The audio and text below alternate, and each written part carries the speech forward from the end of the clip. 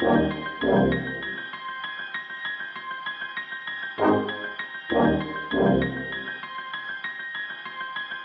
stage is for underground artists, entrepreneurs, and game changers. The people you see selling CDs out of their trunks, hawking books on the side of the freeway, sacrificing time away from their kids, dumping their savings in their tanks and hitting the road. It's for the weirdos. Trendsetters, alternative thinkers redefining the field with their alternative mindsets. Mike's Uncut is a movement. It's about passion, sacrifice, believing in yourself when no one else does. Mike's Uncut is for you. We all know who we are. And now, you will too.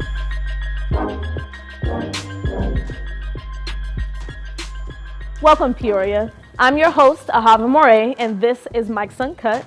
As always, I want to take a moment to thank the Carver Center for allowing us to come in and use their space. Our next guest is confidently and boldly making a name for herself in the health and fitness arena. What makes her so confident, you ask? Well, it might be her 15 plus years of experience, which includes her competing as a figure competitor and also being a Division I athlete. As if that wasn't enough, she also has her BS in human nutrition and is a certified detoxification specialist and Iridologist. She is also the founder of her very own women's only gym, Rock and Shock Fitness. I am so proud to introduce my friend, Danielle Miranda. Hey. Hey, I'm so glad to have you. Thank you for having me. I'm really humbled and honored to be here. So behind set, we were just talking about just how youthful you look. Can changing your diet and being more conscious of the things that you're consuming really have that kind of effect on you? Absolutely. I would almost say it's, they say it's 80% of what you eat, Wow. but I will almost put that closer to 90%. Really? Because nutrition plays such a vital role in our health that the working out portion is really anywhere from 10 to 20%. Wow. I don't think a lot of people want to hear that. You're also a nutrition coach. Yes. How difficult is it, really? How much of a shock is it for people to hear that their entire diet, if they're committed, has to change? Well, typically the clients that I work with have a general idea that they're going to need to eat a cleaner diet in order to achieve the results that they want. But if I'm working with somebody that is not fit at all or hasn't had experience in that arena, then they tend to be more difficult to work with when it comes to the diet, because it's hard. It's hard to eat clean, it's hard to stay consistent, and it's hard to be focused when we're talking about food, because everything we do in life revolves to some degree around food. So social occasions, celebrations, and the alcohol as well. Yes. Celebratory things. Absolutely.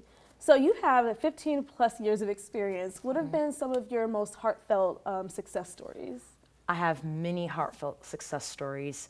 I have worked with clients that have been in their 60s, where they have been diabetics, and I've helped them get off their diabetic medication. And they now look younger at 67 than they did when they were 62. I have worked with people who were morbidly obese, where I've helped them drop 100 plus pounds, and now they're able to wear certain size clothes that they weren't able to fit in since they were children. So it ranges, but I work from kids to elderly people. I'm just very humbled and blessed to be able to share my knowledge with them. So Rock and Shock Fitness, that just rolls off the tongue. I love it. I'm just get excited to go to the gym just to say that, right? Where did that come from, that concept? So me and my best friend, we were toying with the name. What do we want to call this facility? And personally, when I work out, I like to rock out to music, and I'm very intense when I work out. So the whole idea of being able to give it your all while just busting out some moves to some music is how we settled on the name Rock and Shock Fitness. I can't do cardio without music. I just can't. I'm the same way. It's totally mental, but the time goes, you get more into it, the beat, all of that. It's much better. I'm the same way. Steady state cardio is boring if you don't have good music or a drive and a focus.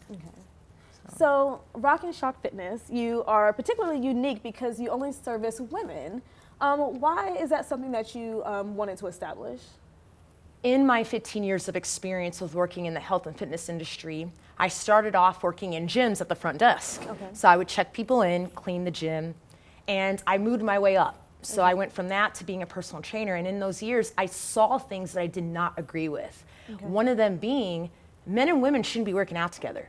It's not that women can't do what men are doing and men can't do what women are doing, but men are built differently and have different needs than females do.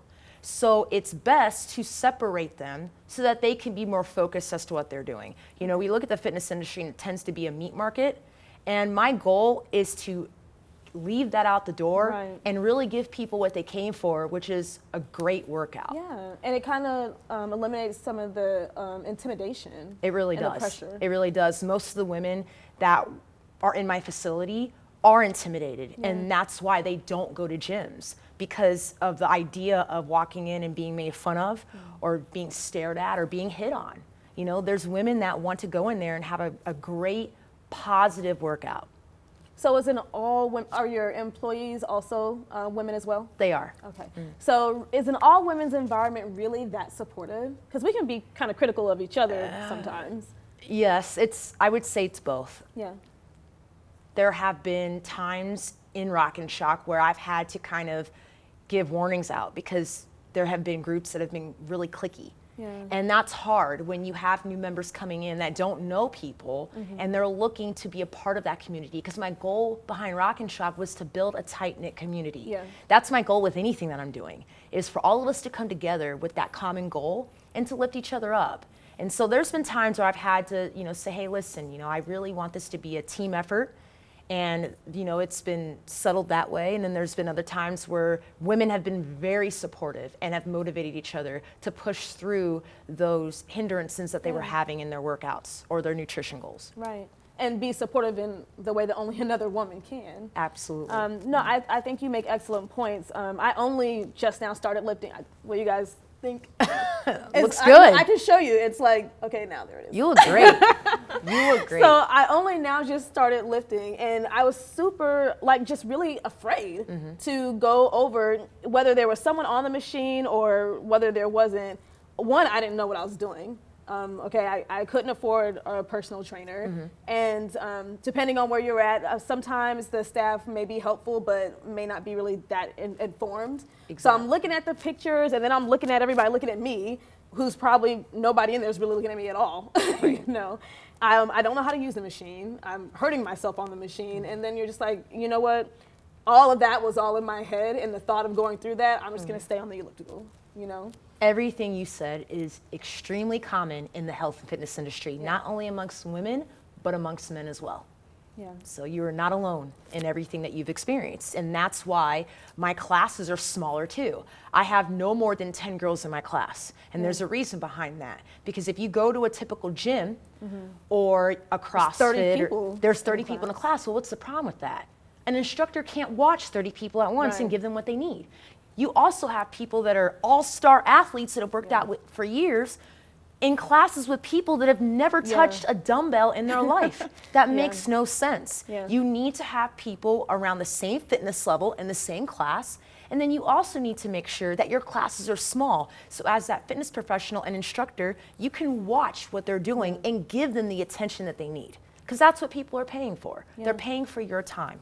To make sure, my thing, I'm really insecure about it, is am I doing it the right way? Exactly. And it is so frustrating, Danielle, to be doing something for 2 months or however long, and then you find out in whatever random way that you've been doing it wrong this whole damn time, The best advice that I could give for anybody is to leave your ego out the door. Go into the gym or wherever you're going to get your workout in and humble yourself and understand that form comes first. Always focus on form. If you don't know, research or seek somebody out that knows what they're doing.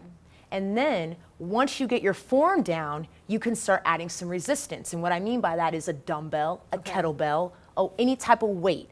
That's when you want to start building at that point. But form always comes first. Okay. Thank you for that tip.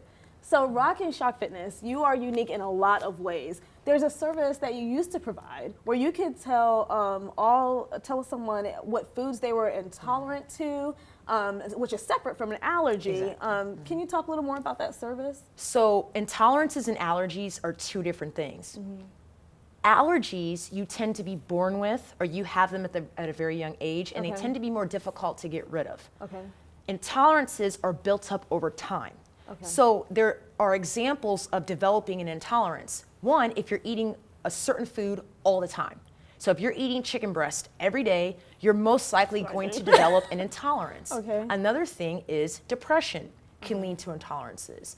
You can also be stressed out. Yeah. That can lead to intolerances. Lack of sleep can lead to intolerances. So there's different things that can lead to intolerances, and I get the common question, well, can I get rid of them? Yes, Yeah. you can get rid of an intolerance, but it takes time. It's not an overnight fix. So how do you identify the thing that's causing you to, is it that you're intolerant of it? Yes, Okay. so there's different tests. There's a hair analysis, a saliva analysis, a blood analysis that you can do, and I did the hair analysis. So it was cool because And you have people ordering these from all over the country I did. to do this with you. I did. It was crazy. I would get people all the way from New York City to California that were seeking me out to get this test. And we tested for 600 different items, 300 foods and 300 non-foods. Wow. And whatever you tested 85% or above on meant that you had an extreme intolerance. Anything below 85%, you could have been intolerant to, but it wasn't significant enough to be an extreme intolerance. Okay. So I, for example, did mine, and I was intolerant to mangoes, Oh, that's broccoli, almonds. You think broccoli's so healthy? That's so you the- can actually yeah. be intolerant to a vegetable? But do you realize what we're doing here? We're really now showing that these healthy foods that we're eating may not be right for you Right at that for you. particular Okay. time. And what a lot of people don't understand is most intolerances come from digestive issues. Okay. So if you're already having digestive issues, that's a brewing area for intolerances. So it's smart to fix your digestive system's issues first. Okay. Wow. And then you're more likely to be able to handle the foods that you're intolerant to. So for instance, when I did my tests and I found out that I was intolerant to those foods, I got off of them for 90 days. The tests, they said 2 to 4 weeks, but 2 to 4 weeks, in my opinion, is not enough time to get rid of an intolerance. I did 90 days. And what I did was, after the 90 days, I introduced each food item back one at a time. And I waited to see how I felt. Was I getting rashes? Was I fatigued? Was I moody, tired? You know, those are things that I was looking for. Over time, as I improved my digestive system, I noticed that I was able to handle the foods that I was intolerant to. So it's always wise to fix your digestive issues first, because 70% of our immune system's in our digestive system. And you have to be active in this process. If you really want to know what's causing the issues, you have to be diligent in tracking it, keeping a food diary, it sounds like. Yes, I mean, yeah, you absolutely can, but it's easier to just completely get off of those foods and start to cleanse. So Danielle, you identify as a plant-based athlete. What exactly does that mean? Because if I just heard that, I would just think, okay, that's just another word for vegetarian. That's a great question. So there are definitely discrepancies. So you have vegans and plant-based athletes. Plant-based is higher than a vegan. Okay. So basically, just because you're a vegan doesn't necessarily mean you're eating healthy. I have many vegan clients that still eat pastries and breads and tofu and all these things that aren't necessarily ideal in our diets. So vegan, is that when you abstain from dairy? So vegans tend to adapt to that lifestyle because they're more about the cruelty of animals. Okay. They care about animal safety. Okay. So that's why they're more likely to go towards a vegan lifestyle. Okay. Whereas plant-based people tend to be more about health reasons. Okay. But that doesn't mean at some point you can't go and be about animal cruelty Right, as or well. it can't overlap, right. This is Because my generality. journey started with health first. Okay. I competed in figure, and over the course of 5 years of me competing, I've done the Arnold Classic, I've done different shows where I placed very well. But over those 5 years, I totally destroyed my digestive system. And that's the main reason why I went to a plant-based lifestyle. So it started off with health first, but over time it became, I'm passionate about the environment and I'm passionate about animals as well. Okay. So plant-based athletes tend to be more about fruits, vegetables, leafy greens, some nuts, some seeds, some legumes, sprouts, seaweeds. They tend to be cleaner and higher on the scale for foods. Now, I can hear teeth grinding when you say that. Do you receive a lot of criticism from other fitness professionals or athletes that are concerned or, criticize your diet and are concerned with your protein or your energy? So there's an A and B option that have happened with me. Either A, people are completely inspired and they're like, I want to know what you do and I want to know how you do it. And they want to know how I'm living this lifestyle. Or B, which unfortunately I hate to admit, the health and fitness industry does not agree with what I'm saying because everything is based around the standard American diet. Everything's based around meat and dairy and protein powders and supplements. The problem is we are overcomplicating nutrition. It is not complicated. It's a very simple process. We have to go back to the basics and clean up our foundation. That is so important. I can't express that enough. Basics? The basics are, A, we aren't combining our food right. There's something called food combining.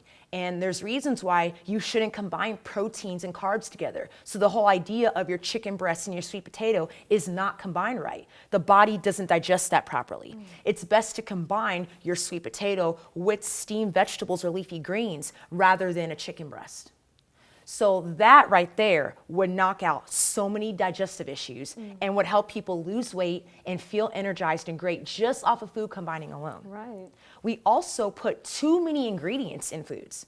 Where, you go to a place to order something and you're getting 14 plus ingredients in an entree, it makes no sense. The body can't process that. Do you mean the ingredients? Are you speaking about spices or I'm your talking onions about and pepper, like what you're loaded different with? vegetables, pastas, meat, cheese, sauce. That's too much. Yeah. Why are we your butter? exactly? Why are we over? We need the flavor, Danielle. What? But you can still flavor your food and keep it simple. And that's what I'm on a mission to help people understand. Yeah. It's about simplifying what we're doing. Yeah. When you can go back to the basics and clean your foundation, you're going to lose the weight that you weren't able to lose. You're going to have clear skin, energy for days. You're not going to know how you have energy. You're like, why am I still up? It's 10 o'clock at night. I can't figure this out. But it's going to happen because you're making everything simple. Yeah. And that's the problem with the health and fitness industry. And I say that because they're two different entities. We make everything about medication and prescription drugs or about vanity and not health. See, health and vanity are two different things. And I tell my clients that if you want vanity, I'm not the one for you. Okay? Sounds like some tough love. I care about internal health first and foremost. When you focus on that, your external physique will shine naturally. So you also have a pet peeve. You love dispelling the myth that eating healthy is too expensive. That's why I don't do it, and that's my story, and I'm sticking to it. I recently did a video on Facebook that was how to feed a family of 4 for under $20. And it was all plant-based meals, so it was eggplant parmesan with spaghetti squash, asparagus spears, and I believe a side salad. 4 family members for under $20. It can happen. So there's tricks you need to look for. So the first thing I do is when I walk into a store, I look for sales first and foremost. I always scan for sales because you'll notice they'll always offer 2 for $1, discounted for 99 cents. Like you can get organic salad mixes if you look hard enough that are literally on sale for $1. I just found some the other day and I was like, oh, I was snatching those up. So that's the first thing I recommend. The second thing I recommend is before you even leave, you need to write down your meals. So create meals, if you have a family, that you can use for another day or so. So crock pot meals are great. I love my crock pot. Crock pots are amazing. Blender meals. You can actually make soups with just your blender. If you blend them long enough, it naturally heats up. You don't even have to use a stove or a microwave. Wow, that's interesting. So you can make soups with just your blender. There's so many things that you can make that are fresh and raw, like spiralized noodles out of vegetables. And you can make pastas with that. You can make vegetable stir fries that are absolutely amazing. That are literally, you can pick any vegetables you want and then use whatever sauce you want, saute them, and you can wrap them in collard leaves or coconut wraps, and you feel so light, and they're actually very satisfying too. And so that's the question, are you gonna still be hungry afterwards? If you're used to eating every 2 hours, or you're used to eating a lot of food in one setting, yes. because your body has to adapt. But over time, you'll notice you won't want to overeat, because we as Americans and as people around the world, we overeat too much. You go over to Europe and you'll see plates that are small with smaller portions. Well, in America, we're eating way too much food in one sitting.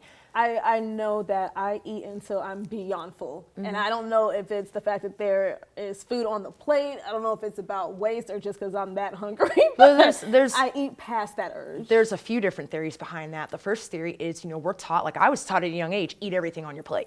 My great-grandmother and my grandmother didn't play that. They were like, you need to eat all your food. You sit there until morning. Or you don't get from the table. So that's a theory. Another theory is we need to talk again about internal health. So there's things called parasites. I know people don't want to talk about that, but parasites that are in the body can make you crave sugar. They can make you crave foods all the time. So that's why I talk about cleansing, because it's so important to cleanse. There's depression or anxiety or different emotions that can make you eat. So someone could be an emotional eater, or they could just be eating because it's there and they're bored. So there's different theories behind why people eat a lot. But the problem is that the average digestive system takes anywhere from 2 to 4 hours to digest their meal. So if you're eating every 2 hours, you haven't digested your last meal yet. Can you imagine that? And some people are like, oh, well, I'm fine. I'm not gaining the weight that I thought I would be. I'm losing weight. But that could just mean that you're a uric acid type, which just means your body is mostly proteins. So that's not necessarily a good thing. So what kind of detox would you need to look into if you're concerned about having these parasites, or you just want to cleanse and start over? Well, there's different things you can do. There's essential oils like clove that will help with that. Rosemary is great for that. Diatomaceous earth is great for that. Are you burning this, or are you eating this? So there's drops. So like essential oils or tinctures, you'll have to put in water and then you'll drink. But I need to also say that it's important that you clean your diet up. Don't do a cleanse if you're going to continue to eat the way you're eating. It's going to defeat the purpose. You need to make sure that your mind is right, because everything we do is mental. It's not just, I'm going to do it. You have to be able to tell your mind, I am ready to do this. If you're not ready to do it, then you're wasting your money and your time. So you need to make sure that you're mentally ready to do it first. And then once that's accomplished, then you need to start cleaning your diet up, doing some type of movement with your body, and that's when you can start your detox regimen. So we're going to step away for just a moment, and when we come back, Danielle is actually going to show us some techniques and some moves. So hopefully I don't hurt myself. We'll be right back. Welcome back, Peoria. I am here with health and fitness expert Danielle Miranda, and we're just about to get into our workout. So what are you going to put me up to? So what I wanted to accomplish today is something that's easy and affordable for people to do. So all you need to do is grab a couple of different size kettlebells. This one right here is a 9-pound, and then this one right here is a 13-pound. So what people are probably saying to themselves at home is, oh, well, those are light. But when you activate the right muscles properly and you're focusing on form, you'll be surprised how much these weights could help you break a sweat in your workout. So we're going to start off with something that's really simple. It's going to be a kettlebell squat into a shoulder press. So the first thing you want to do, there's different variations of the squat. There's a close stance where your feet are together. There's shoulder width stance, and then there's a sumo squat, which is a wider stance. Today I'm going to have you do a little bit of a wider stance, so a little bit wider than that, and I want your feet slightly pointed out. So the goal of the squat is you want to make sure that you're keeping your core tight, you're squeezing your legs and your glutes, and that you're staying on your heels the whole time. Because if you're on your toes and your knees go over your toes, you're going to have knee injuries later on. And you don't want to do that as you're starting to get more weight involved. So you want to make sure that you always stay on your heels. And when you go down into the squat, you're going to breathe in. And as you're coming out of the squat, you're going to breathe out. And that was thrust, a lot of instructions. And thrust your, so I'll walk you through it. You're going to thrust your hips forward at the top. So you'll grab the kettlebell. I want you to hold the kettlebell just like this, And what you're going to do is you're going to come down, toot your butt out, toot your butt out, chest up, squeeze your core, squeeze your glutes right there. What's a glute? Glutes, gluteus maximus. Okay. Staying on your heels. Okay. You're going to come back up, breathe out, thrust your hips forward, and do a shoulder press right above your head. I breathed in. Did I breathe in? Breathe in as you go down. So breathe in. Okay. Breathe out. Okay. Shoulder press. Combo moves are very effective ways to get in your cardio and your strength if you're trying to maximize your time. Okay. So you want to make sure, which is the HitFit is the program that I created. And basically HitFit stands for high intensity timed functional interval training. Okay. My goal behind that was to allow women and men to be able to get in within 35 to 45 minutes and have their strength and their cardio all combined in one. Okay. So that way you don't have to do the treadmill afterwards or before. Okay. You're getting it all in the workout and you can leave out the door Wow, after in that. 35 minutes? Mm-hmm. I've had clients burn 600 calories in 35 minutes. Wow. In my classes. So what kind of events would you travel for? Would I need to get a bunch of friends together, or would you just come for one person? I have done both, so I'm open. It's whatever the individual needs. So we talk about that, we figure out what they need, and we make the plan from there. I did want to mention that you can see examples of my HitFit on my Instagram page, which is Dani Health 12, D-A-N-I Health 12, and my Facebook page, which is just Danielle Miranda. Okay. And what other services are offered out of Rock and Shock? So I offer detoxes. Okay, so if people are looking to cleanse from within, I offer that. I offer fitness plans, and I even will go as far as to grocery shop for clients. I've done that. I used to cook for clients, and I still do. And I'll clean out kitchens. So I'll go in and I'll revamp your whole kitchen. So no excuses. No excuses. Right. So you provide meal plans, and you can also do cooking demos, because I know that's my huge thing is I'm not the best cook. And I definitely, the alarm went off when you were talking about eating the baked chicken every day, because I have my meals that I master, I know how to do that, and I think I'm eating healthy, but now I'm kind of questioning that. It's not your fault. I mean, it's the industry. Yeah. People don't know where to turn because there's so many fads out. So it's important that, like I said, we simplify everything and really focus on getting ourselves cleansed internally first, and then moving on to our next set of goals. So what advice would you give someone who is maybe never been in a gym before, has some health concerns, and is just very intimidated and just pretty ignorant about the whole working out process and just doesn't know where to start? Well, if you're like me, do your research first. I love to read. I have books, I'll go on the internet, I will study for hours. But if you don't want to go that route, you definitely want to make sure that you find somebody who really is passionate and knows what they're talking about, and they back it up by their works. That's very important. So what are some fads that we should look out for that make you just say, oh my God, stay away from that? The protein myth. Don't say that. I don't want to hear that, but shakes the protein morning. myth. You definitely can achieve the ideal physique by eating a plant-based diet if you choose to go that route. But I don't force everybody to go that route. It's really up to them. If you want to eat animal protein, then we can work with that too. There's all kinds of fads that you can't build muscle if you're only working out 35 minutes a day, which is definitely not true because my workouts are no more than 35 minutes a day. So you can definitely do that. So that you can't get strong at an older age, that's not true. I have clients that range anywhere from their 40s to 60s, and I train them, and they are strong women. So thank you so much, Danielle. Thank you for having there me. you have it, Miss Danielle Miranda, certified detoxification specialist and Iridologist, founder of Rock and Shock Fitness, and health and fitness expert. Thank you so much. For it was having good me. seeing you. Good seeing you too. Thank you. This is Mike's Uncut.